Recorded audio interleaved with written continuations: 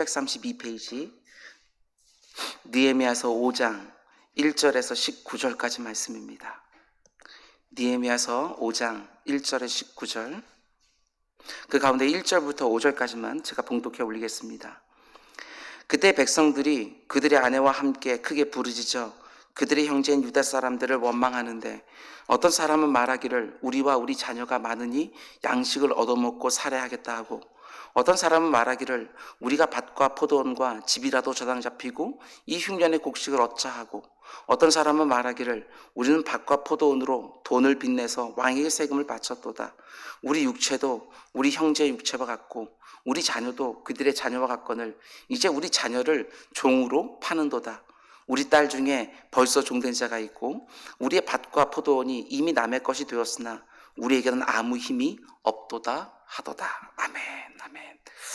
오늘 느헤미야서 강의 6번째 시간입니다. 오늘 말씀의 제목은 사람을 움직이는 솔선수범과 자기희생, 이런 제목으로 말씀 전하겠습니다. 사람들을 움직이게 하는 솔선수범과 자기희생. 우리가 살아가면서 늘 경험하는 것처럼 어떤 일이든지 그냥 순조롭게 되는 것은 정말 없는 것 같습니다. 끊임없이 인생 가운데 예상치 못한 문제들이 생기고 그 문제 하나하나를 하나님 앞에서, 그리고 하나님께서 공급해 주는 것을 가지고 잘 해결해야 중간중간에 어떠한 성과들이 나타납니다. 그리고 몇 번의 고비고비들을 넘어서 때가 되었을 때 하나님이 주시는 감격적인 성취를 얻기도 하지요. 느헤미야의 성벽 공사도 마찬가지였습니다. 분명히 하나님이 느헤미야에게 주신 마음이었습니다. 예루살렘 성의 무너진 성벽을 다시 재건하는 것이 하나님의 분명한 뜻이었습니다. 그러나 순조롭게 진행되던 성벽 공사 역시 이런저런 문제들을 만나게 되지요. 한참 성벽을 쌓고 있는데 산발랏이라는 사람을 중심으로 그 주변에 있는 민족들이 성벽 쌓는 일에 대하여 비난하고 조롱하고 비웃기 시작합니다. 너희들이 하루 동안 이 성벽을 다 쌓으려고 하느냐? 어림없다. 또 실패하고 말 거다. 너희들이 지금까지 쌓아놓은 거 자 봐라. 여우 한 마리만 올라가도 다 무너지겠다. 괜한 헛수고하지 마라.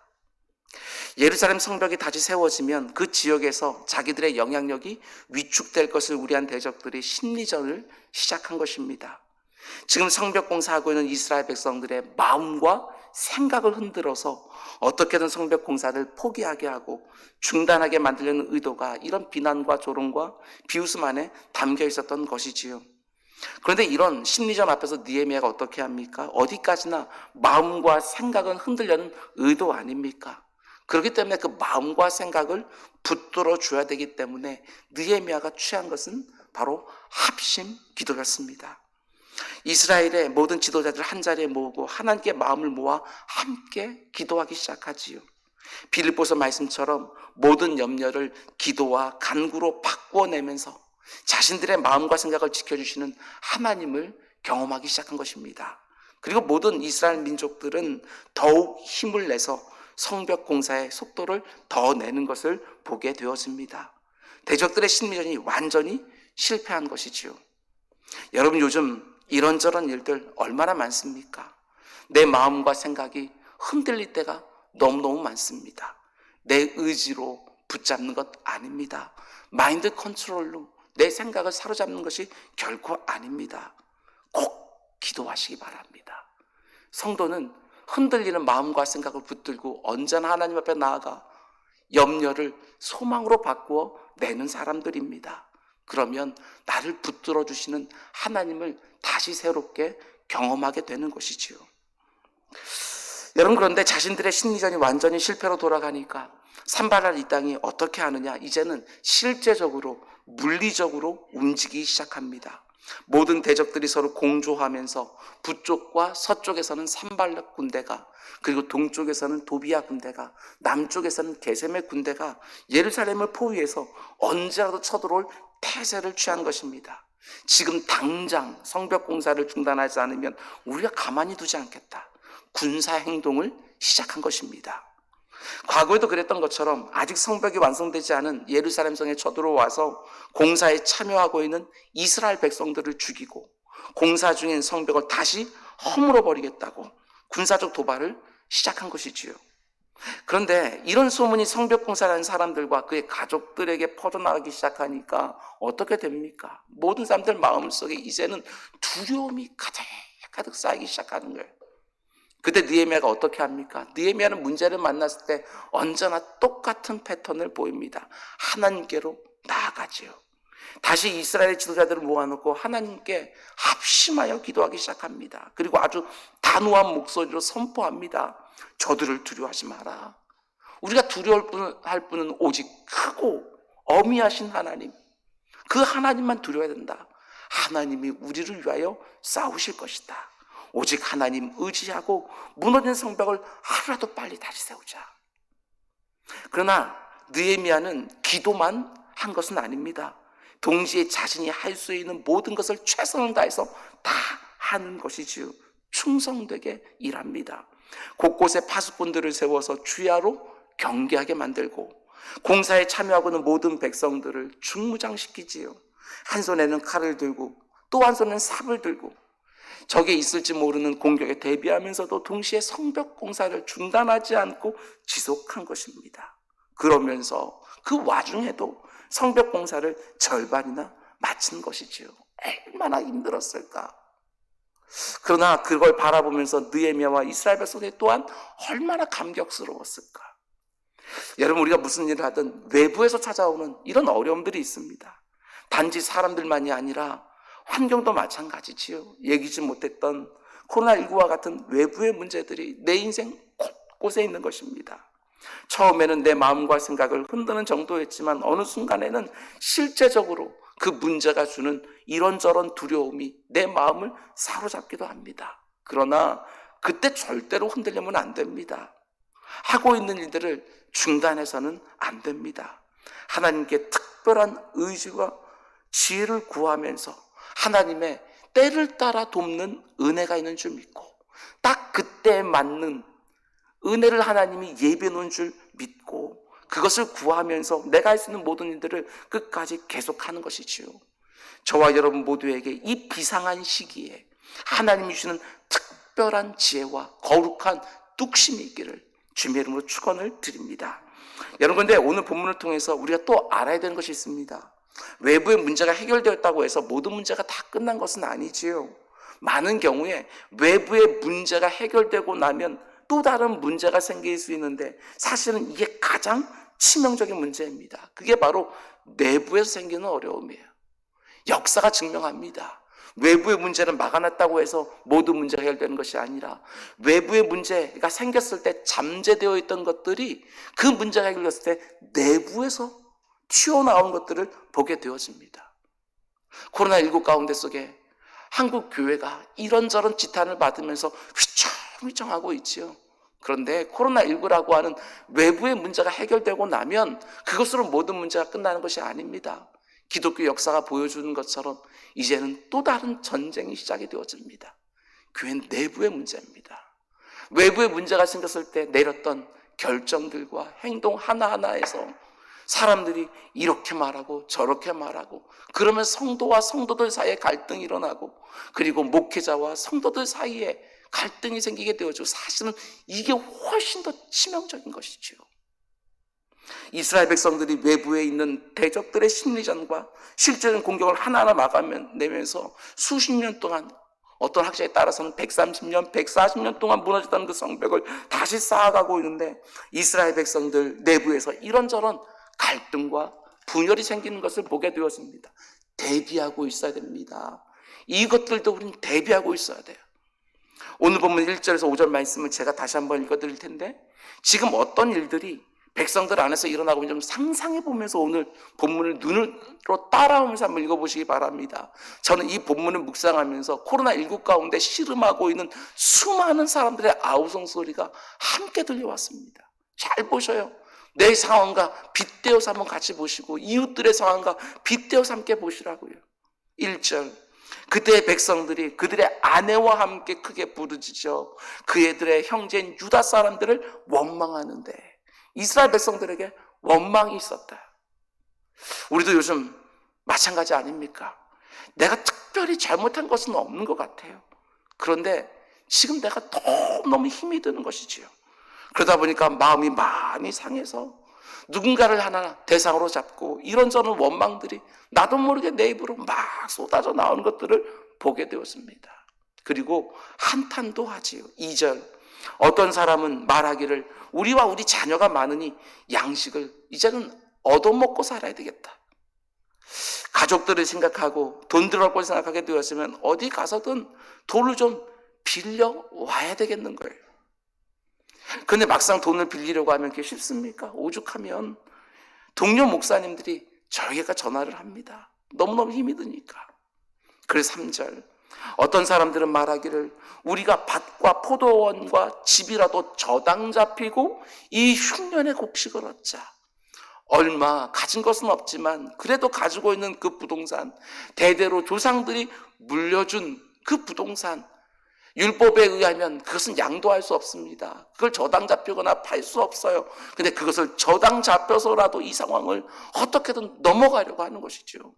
4절, 어떤 사람은 말하기를 우리는 밭과 포도원으로 돈을 빚내서 왕에게 세금을 바쳤도다. 거기에 지난번 은행에서 대출 받은 돈의 이자도 있고 이런저런 세금도 내야 되는데 그러려면 또 빚을 어딘가에서 내야 되는 것이죠. 더 비싼 이자 내면서. 무엇보다도 심각한 건 5절 말씀입니다. 우리 육체도 우리 형제의 육체와 같고 우리 자녀도 그들의 자녀와 같거늘 이제 우리 자녀를 종으로 파는도다. 우리 딸 중에 벌써 종된 자가 있고 우리 밭과 포도원이 이미 남의 것이 되었으나 우리에게는 아무런 힘이 없도다. 피눈물이 나는 상황이지요. 내 자녀나 다른 사람의 자녀나 똑같은 자녀고 똑같이 소중하고 자기 자녀에게 잘해주고 싶은 마음은 모든 부모들이 다 마찬가지 아닙니까? 그러나 코로나19 가운데 자녀들이 매일매일 학교를 갈 수가 없으니까 빈부격차에 따라 교육 격차도 점점 더 커지고 맞벌이로 엄마 아빠가 둘 다 회사에 출근해야 비로소 계획대로 가정이 유지되어지는데 때로는 내 사랑하는 아이들을 알면서도 방치하게 되는 경우들이 얼마나 많이 있습니까? 지금 이스라엘 백성들 사이에서 이런저런 아우성들이 터져나오기 시작했다는 것입니다. 한마디로 못 살겠다는 것이지요. 이런 상태에서는 더 이상 성벽 공사 못하겠다. 나자빠지는 거예요. 무너진 성벽을 다시 세우는 일이 자기들에게 얼마나 중요한지 모든 사람들이 다 알고 있습니다. 근데 문제는 지금 당장 죽을 것 같거든요. 공동체가 얼마나 중요한지 알아요. 나도 어렵지만 다른 사람들도 어렵다는 거 알아요. 이럴 때일수록 하나님 더 의지해야 된다는 것도 알아요. 그래서 웬만하면 어떻게든 견디고 버티고 참아보려고 하지만 더 이상 견딜 수 여력이 남아있지 않는 거예요. 지금 이스라엘 백성들의 상황을 종합해보면 이런 상황입니다. 첫 번째로 1절과 2절 말씀 보면 먹고 살 수가 없다고 아우성치는 아내들이 등장을 합니다. 지금 성벽 재건공사 한창인데 아내들이 현장에 계속 찾아와서 집에 쌀 떨어졌다고 아이들 먹을 게 없다고 울먹이고 있는 거예요. 당연히 지금 공사를 하고 있는 남편들의 마음이 어떻겠어요? 성벽 재건공사, 사명, 비전 다 좋지만 지금 이런 상황에서 아내들의 하소연을 그냥 외면할 수는 없지요. 그래서 찾아온 아내들과 함께 큰 소리와 함께 원망을 쏟아놓고 있는 상황이라는 것입니다. 두 번째로 3절 말씀을 보면 그렇지 않아도 먹고 살기가 어려운 사람들인데 거기에 지금 흉년까지 겹쳤어요. 세 번째로 4절 말씀 보면 지금 그 땅을 지배하고 있는 페르시아 왕국에서 요구하는 세금도 너무 과중한 거예요. 네 번째로 이 부분이 참 힘들었을 것이고 이것 때문에 지금 백성들 사이에 갈등과 분열이 생겼는데요. 5절 말씀 보면 어떤 일이 있었느냐? 지금 자녀들이 종으로 팔려가게 생긴 겁니다. 많은 사람들이 자신의 포도원과 밭과 집을 저당 잡혀서 돈을 빌렸는데 원금은 고사하고 이자도 못 갚고 있는 것이지요. 거기에 고리까지 붙어서 원금이 눈덩이처럼 막 불어나고 있는 거예요. 그러자 채권자들이 어떻게 합니까? 자녀들을 종으로 끌고 가고 있는 상황이라는 것입니다. 너무너무 기가 막힌 노릇이지요. 그런데 더 기가 막힌 게 뭐냐? 고리에 고리를 붙여서 포도원을 빼앗고 밭을 빼앗고 집을 빼앗고 심지어 자녀들까지 종으로 끌고 가는 사람들이 누구냐? 자기 동족들인 거예요. 이스라엘 백성들 가운데 부자들이 지금 이런 짓을 하고 있는 거예요. 아니, 성벽이 완성되어지면 그 부자들이 더 좋은 거 아닙니까? 자기들의 그 많은 재산을 지킬 수 있는 거 아닙니까? 그런데 지금 성벽 공사에 전심전력하고 있는 가난한 백성들의 피를 빠는 것이지요.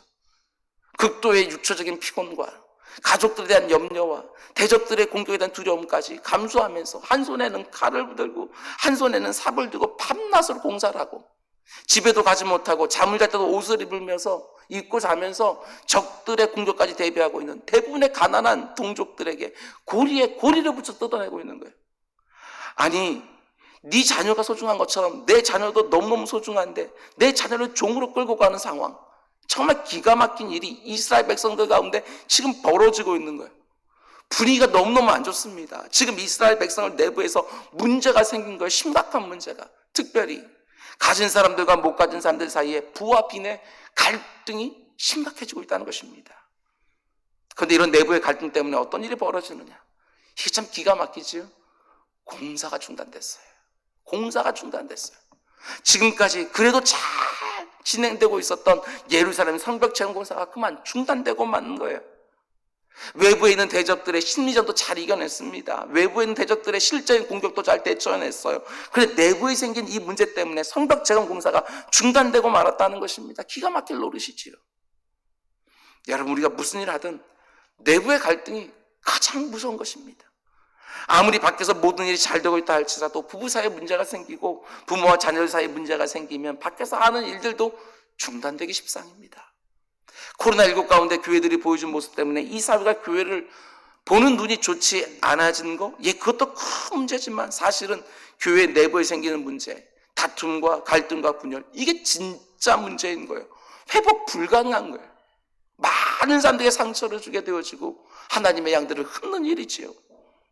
지금까지 목회하면서 이런저런 문제들도 참 많지만 그 어떤 문제보다도 교회 안에서 이런저런 갈등이 생기면 목회자의 마음도 쑥 가라앉아 버리는 것이지요. 그 어떤 일도 할 힘이 사라지는 거예요.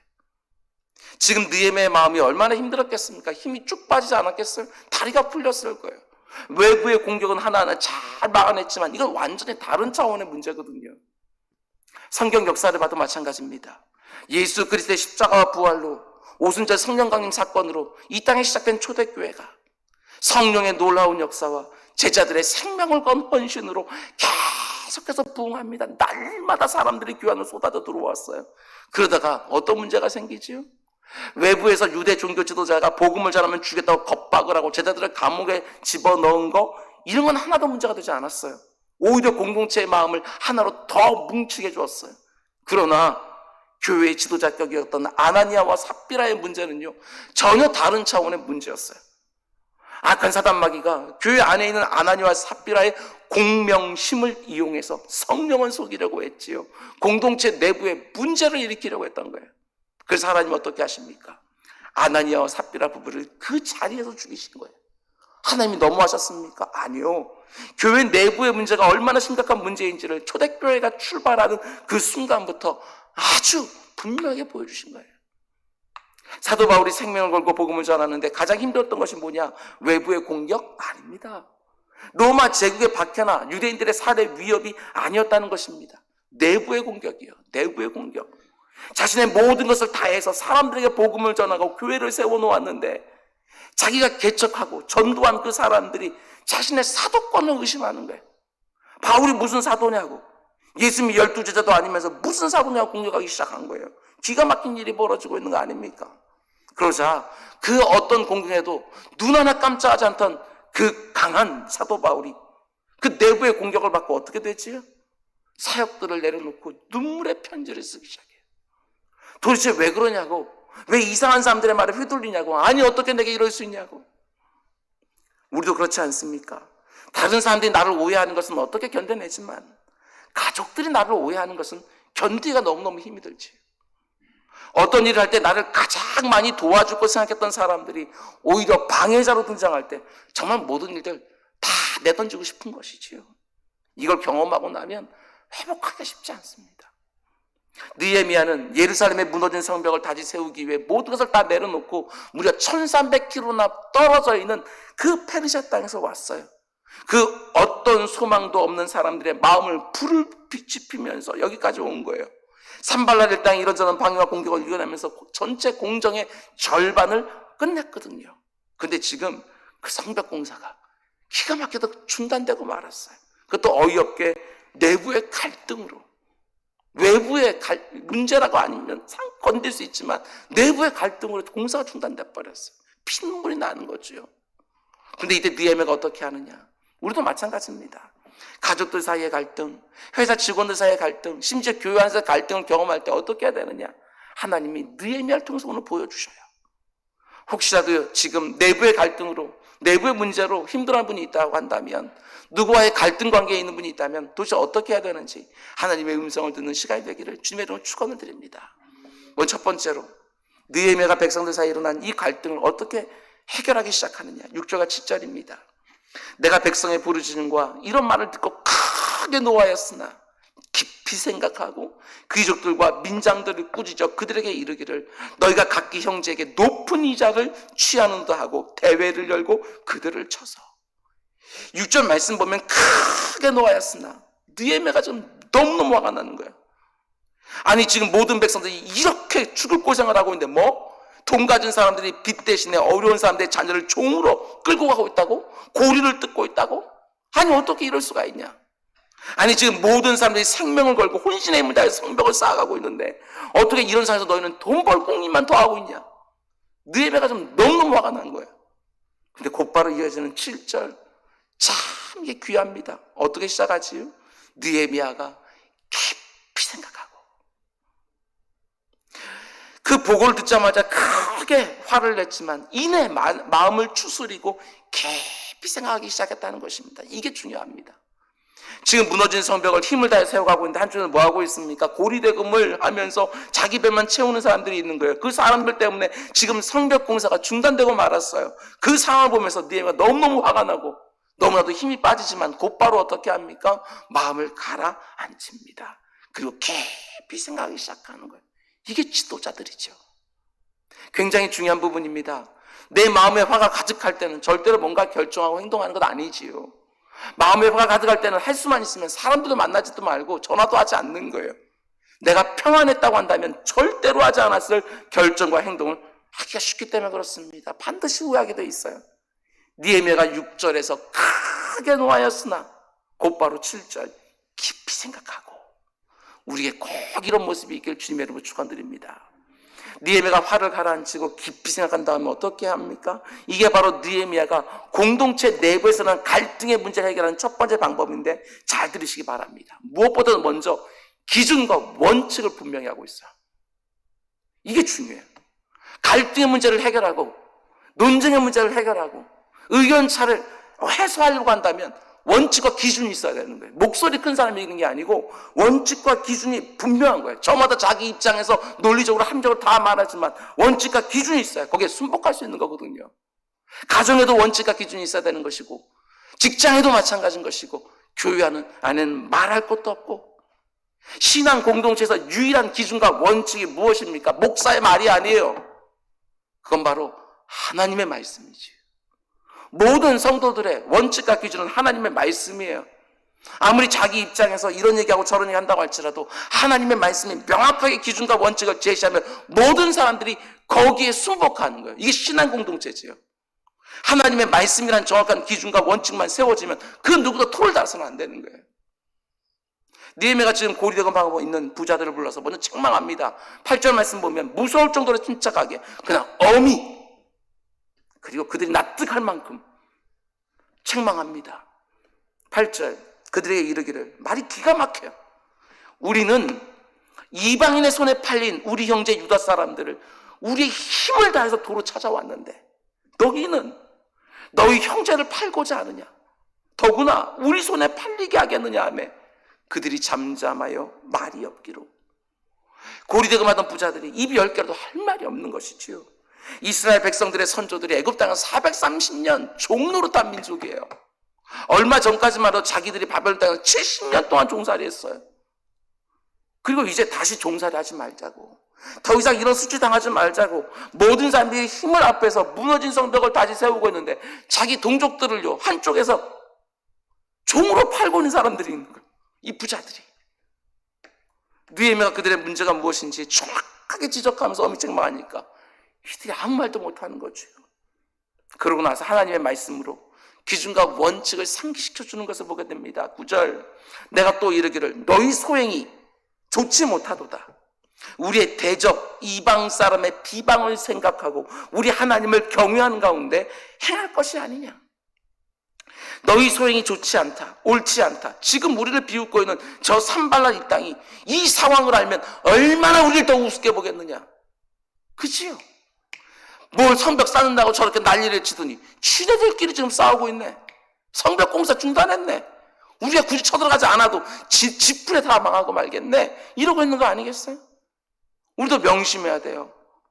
그렇지 않아도 교회를 보는 시선이 곱지 않은 이 상황 가운데 서로 싸우고 소송을 벌이고 교회가 2개, 3개로 막 쪼개지기 시작하면 이 세상이 얼마나 더 우습게 보겠어요. 뿐만 아니라 느헤미야가 또 이렇게 말합니다. 너는 하나님을 경외해야 된다. 하나님 무서운 줄 알아야 된다. 왜 지금 그들의 소행이 좋지 못하다고 말하면서 하나님 무서운 줄 알라고 말합니까? 신앙 공동체의 기준과 원칙이 된 하나님 말씀 이들이 다 어기고 있으니까 하나님 경외해야 된다고, 너희 하나님 무서운 줄 알아야 된다고. 유대인들은 어렸을 때부터 율법을 배웁니다. 모세 오경을 딸딸딸 외울 정도로 익숙하게 잘 알고 있는 거예요. 그런데 출애굽기 22장 25절 율법은 어떻게 되어 있느냐. 네가 만일 너와 함께 한 내 백성 중에서 가난한 자에게 돈을 구워주면 너는 그에게 채권자같이 하지 말며 이자를 받지 말 것이며. 이게 바로 하나님의 원칙이에요. 절대로 이자를 받지 말라는 것이 아닙니다. 가난한 자에게 돈을 구워주면 그들의 궁핍함을 생각하고 이자를 받지 말라는 것이죠. 아니 채권자처럼 행동도 하지 말라는 거예요. 이게 형제사랑이죠.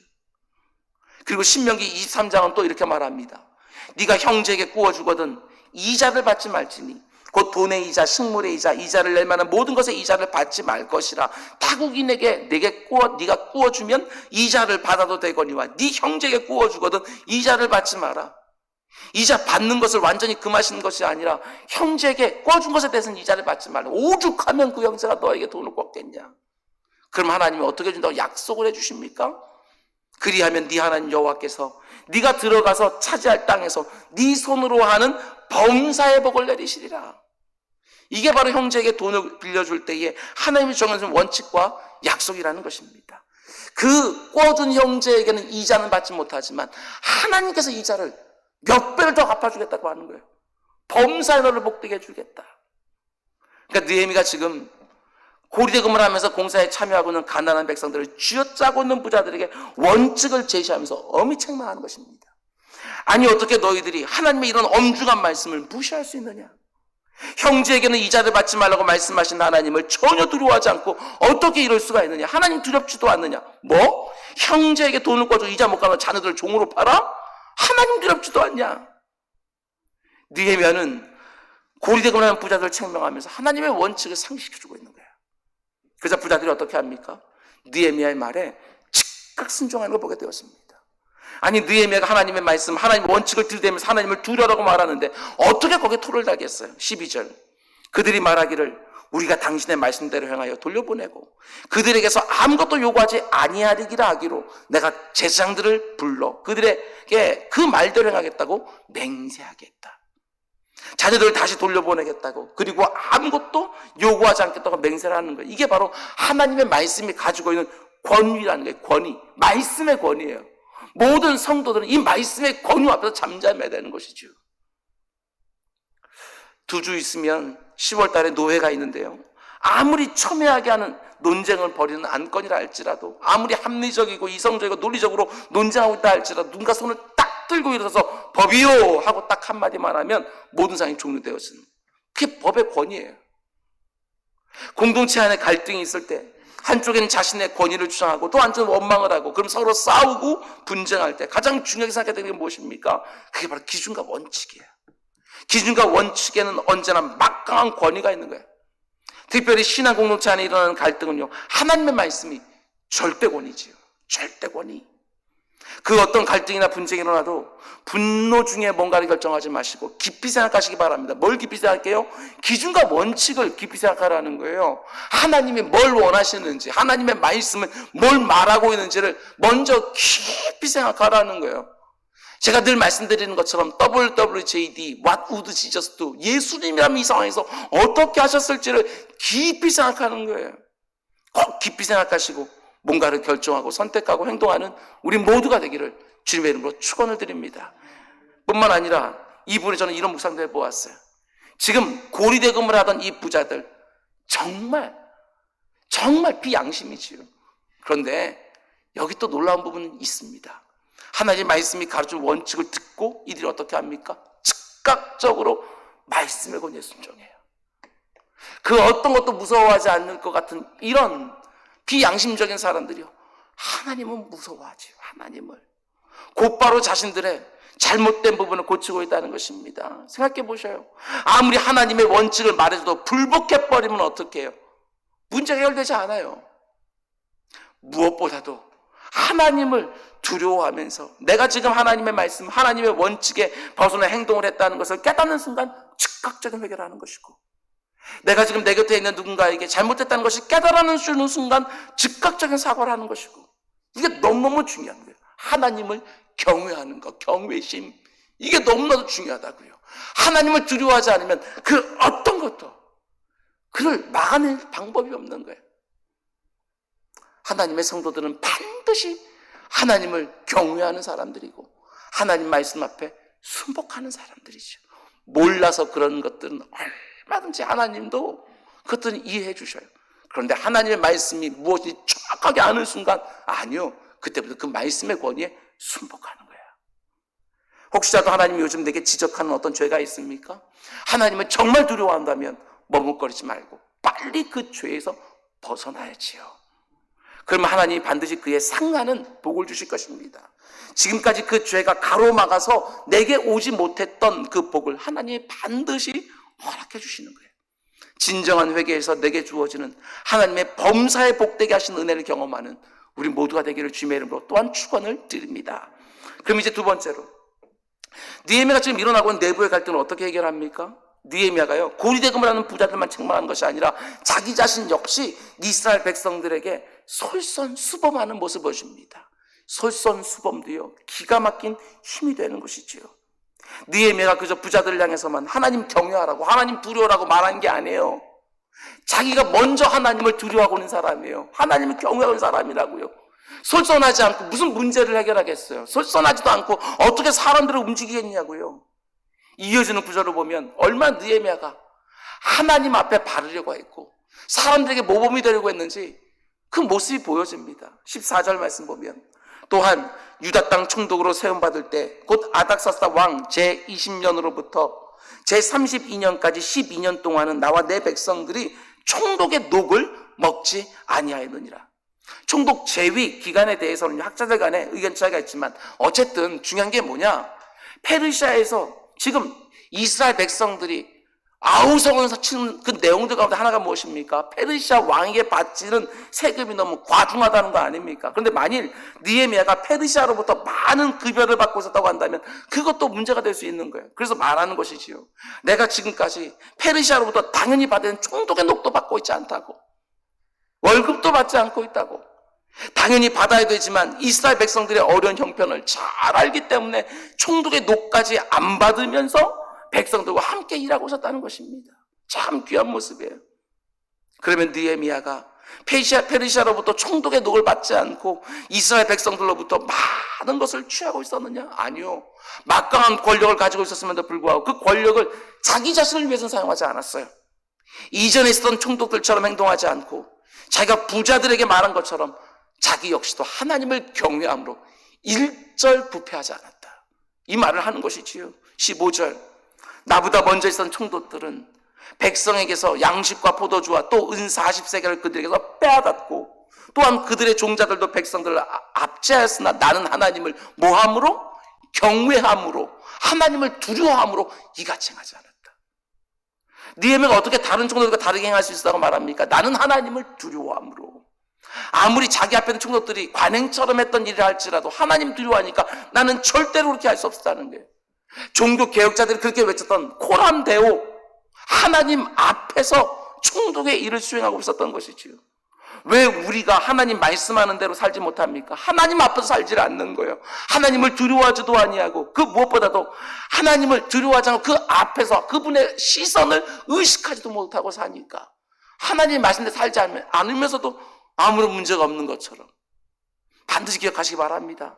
코람데오, 내가 하나님 앞에서 살아간다고 하는 이 신전의식과 함께 하나님을 두려워하는 마음이 있다고 한다면 우리는 다르게 삽니다. 세상 사람들이 아무리 이렇게 저렇게 산다 할지라도 우리는 하나님 말씀대로 살 수밖에 없어요. 느헤미야는 아는 것이지요.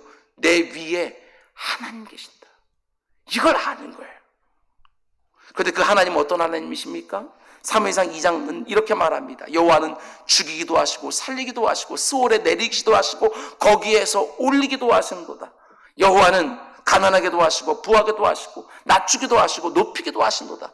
이 말씀을 정말 믿는다고 한다면 어떻게 하나님을 두려워하지 않겠냐고요. 이 하나님을 의식하고 산다고 한다면, 그분의 면전에 살고 있다고 한다면 어떻게 함부로 살 수 있겠냐고요. 신전의식 너무너무 중요합니다. 뿐만 아니라 느헤미야가 어떻게 이런 모습으로 총독의 자리를 섬길 수 있었느냐. 느헤미야가 한순간도 놓치지 않았던 것이 또 하나 있었습니다. 신전의식과 함께 은혜의식이요. 정말 중요합니다. 새겨놓으십시오. 신전의식과 은혜의식. 내가 지금 이 자리에 있는 모든 것들은 다 하나님의 은혜다. 사도 바울이 고백하는 것처럼 나의 나된 것은 오직 하나님의 은혜라. 이 은혜의식이 있어야 타락하지 않아요. 내가 지금까지 올 수 있었던 모든 일련의 과정들은 하나님의 은혜라는 것을 이 느헤미야가 분명히 알고 있는 거예요. 아니, 나 같은 죄인이 하나님의 그 거룩한 도성 예루살렘 성벽을 쌓는 일에 쓰임받고 있다? 이게 얼마나 큰 은혜인가. 이걸 알고 있으니까 아무리 힘들고 어려워도 중단할 수가 없는 거예요. 하나님의 은혜로 지금까지 왔다는 걸 알기에 끝까지 하나님께 겸손하고 끝까지 하나님을 경외하며 그 자리에 있게 하신 하나님의 뜻을 따라 지금 무너진 하나님의 도성 성벽을 세우고 있는 것이지요. 여러분, 이 은혜의식 절대로 놓치지 마시기 바랍니다. 지금 내 모습이 하나님의 은혜라고 분명히 인정하는 사람들만이 교만하지 않습니다. 하나님의 은혜로 지금 내가 이 자리에 있는 것을 알기에 아무리 높은 자리에 올라가도 아무리 많은 걸 손에 쥔다 할지라도 오직 하나님의 은혜입니다. 이 고백이 있는 것이지요. 다른 사람들만 하나님 앞에 세워놓고 그분을 두려라고 소리친 것이 아니라 내가 먼저, 솔선수범입니다. 느헤미야는요, 자기가 먼저 하나님을 두려워하고 있었고, 그리고 백성들 앞에서 언제나 하나님의 은혜의식을 가지고서 겸손하게 섬겼던 것이지요. 신전의식과 은혜의식 가지고 하나님 앞에 더 진지하게 살아가는 우리 모두가 되기를 주님의 이름으로 축원을 드립니다. 그럼 이제 마지막 세 번째로, 느헤미야가 어떻게 이스라엘 백성 사이에 일어나고 있는 그 갈등의 문제를 해결합니까? 이렇게 말할 수 있어요. 느헤미야가 먼저 공동체를 위하여, 하나님의 역사를 위하여 희생함으로 갈등의 문제를 해결하고 있다. 정말 그렇습니다. 자기 희생만큼 강력한 힘은 없어요. 정말 그래요. 일련의 부자들이 자기 이익을 위하여 고리대금을 했습니다. 백성들은 그 가운데 현실적인 문제들, 먹을 것, 마실 것, 세금의 문제, 채무의 문제 등등을 가지고요, 더 이상 성벽을 지을 수 없다고 손을 놔버렸어요. 근데 느헤미야는 어떻게 합니까?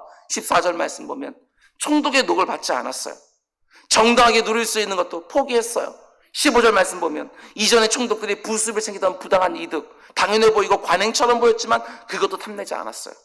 근데 그렇게 한 이유가 뭐냐? 이게 참 귀합니다. 18절 맨 마지막 보면 느헤미야가 왜 이렇게 했는지가 나옵니다. 내가 총독의 녹을 요구하지 아니하였음은, 자기를 파견한 페르시아가 총독의 녹을 안 준 게 아니에요. 느헤미야가 안 요구한 거예요. 그런데 왜? 이 백성의 부역이 중함이었더라. 이 백성들이 감당해야 될 일이 너무 많은 거야. 그들의 아픔을 알고 자기가 먼저 자기가 누릴 수 있는 걸 포기한 거예요. 희생하고 있는 것이지요. 지금 이 백성들이 얼마나 어려운 줄 알기에, 페르시아의 세금 갖다 바치느라 얼마나 힘든 줄 알기에 페르시아로도 자기도 월급을 안 받고 그것이 합당하지 않다고 생각한 것이지요. 당연히 누릴 수 있는 것들도 스스로 내는 거 포기해버린 거예요. 백성들에게도 뭔가 부당하게 취하지도 않은 거예요. 이걸 아는 사람이 지도자죠. 이걸 아는 사람들만이 지도자가 돼야지. 일반 백성들에게만 허리띠 졸라매라고 열심히 일하라고 명령한 게 아니라는 것입니다. 고리대금 하는 부자들에게만 형제들에게 이자 받지 말고, 그리고 가난한 백성들이 호의를 베풀라고 요구한 게 아니라는 거예요. 먼저 희생하는 거예요. 먼저 포기하고 먼저 내려놓는 거예요. 거기서 힘이 생기는 것이지요. 아무리 국회의원들이 이런 법안을 발의하고 저런 법안을 발의하고 이렇게 하고 저렇게 하다 할지라도 자기 재산 막 늘리고 있으면 거기 무슨 힘이 있겠어요? 아무도 못 움직이는 거예요. 다른 사람들의 희생을 요구하기 전에 자기가 먼저 희생을 포기하면서 예루살렘 성벽 공사에 자기가 선봉에 서고 있어. 선봉에. 느헤미야의 이런 진정성을 보고 이스라엘 백성들이 드디어 어떻게 합니까? 움직이기 시작해요. 갈등을 해소하고 움직이기 시작해요. 성벽 재건 공사가 다시 시작되어져요. 느헤미야가 지금까지 어떻게 왔느냐? 다 하나하나 포기하면서 왔어요. 맨 처음 예루살렘 성이 회파되고 자기 동족들이 비참하게 산다는 말을 자기 동생 하나님으로부터 듣고 페르시아 대제국의 높은 가정에 내려놓았어요. 안정된 삶을 다 내려놓고 어찌 될지도 모르는 불확실한 삶을 선택을 했어요. 호화로운 일상을 다 버렸어요. 산발라 또비아 게셈과 같은 대적들이 득실거리는 곳으로 들어왔어요. 스스로 자기가 마땅히 받아야 되고 마땅히 받아도 아무런 말도 듣지 할 수 없는 것들도 스스로 내려놓은 것이지요. 느헤미야가 예루살렘 성에 도착해서 그 어떤 소망도 없이 살아가는 그 무기력한 사람들의 마음에 다시 불을 붙일 수 있는 힘이 어디서 생겼느냐? 고리대금을 하던 부자들을 엄히 책망하며 그 잘못을 바로 잡을 수 있는 힘이 어디 있었느냐? 공동체에 발생한 갈등의 문제를 다시 통합해서 성벽 공사를 재개할 수 있는 힘이 어디 있었느냐? 그게 바로 자기 희생인 거예요. 자기 희생은 언제나 울림 있고 감동 있고 사람들을 움직이는 힘이 있어요. 이제 곧 추석 명절인데 가족들 사이에 친지들 사이에 이런저런 다툼이 있습니까? 내가 먼저 희생하고 내가 먼저 포기하면 그 다툼도 멈추지. 직장생활하면서 동료들과 이런저런 어려움들이 있습니까? 내가 먼저 희생하고 손해보고 포기하면 화합의 물꼬가 열려요. 잘잘못을 따지기 시작하면 결코 해결되지 않습니다. 비록 손해가 있고 불이익이 있다 할지라도 내가 먼저 희생하고 내가 먼저 포기하면 갈등이 봉합돼요. 교회는 말할 것도 없어요. 사람과 사람 사이에, 성도와 성도 사이에 이런저런 갈등과 다툼이 생길 때가 정말 있지 않습니까? 근데 그때 하나님 앞에 나아가서 하나님 저 사람 좀 고쳐주세요. 저 사람 좀 혼 좀 내주세요. 깨닫게 해주세요. 이렇게 기도하기 전에 하나님, 주님의 몸된 교회를 지키기 위하여 제가 희생하게 해주십시오. 제가 포기하게 해주십시오. 제가 양보하고 참고 견디고 이해하고 용납할 수 있도록 제게 은혜를 부어주십시오. 이런 기도가 있어야죠. 이게 바로 가난한 마음 아니겠습니까? 담임 목사가 모든 문제의 책임을 떠안으면 교회는 늘 평안합니다. 여러분, 직분에서 힘이 나오는 게 아닙니다. 내가 담임 목사고 내가 장로고 내가 권사고 내가 교회 안에서 이런저런 일을 감당하고 있고 이게 아니라 언제나 자기 희생해서 묵묵히 자기 것을 내려놓을 때 진짜 힘이 생기죠. 예수님이 보여준 가장 강력한 힘이 어디서부터 나왔습니까? 십자가 위에서 절정을 이루신 겁니다. 말씀 한마디로 성난 파도를 잔잔케 했어요. 자연이 굴복했어요. 죽은 자도 다시 살리셨어요. 그리고 보리떡 5개와 물고기 2마리 그 수많은 사람 다 먹이고 거기에서 우리 주님의 힘이 절정을 이룬 게 아니라고요. 그걸 다 경험했던 사람들은 예수님 다 십자가 못 박아버렸어요. 여러분, 십자가가 진짜 힘입니다. 우리 주님의 모든 힘은 십자가 위에서 절정을 이룬 것이죠. 그 십자가 지난 2000년 동안 수없이 많은 사람들을 움직인 거예요. 십자가가. 예수님 보여준 기적이 사람들을 움직인 것이 아니라 그 십자가 사람들을 움직인 거예요.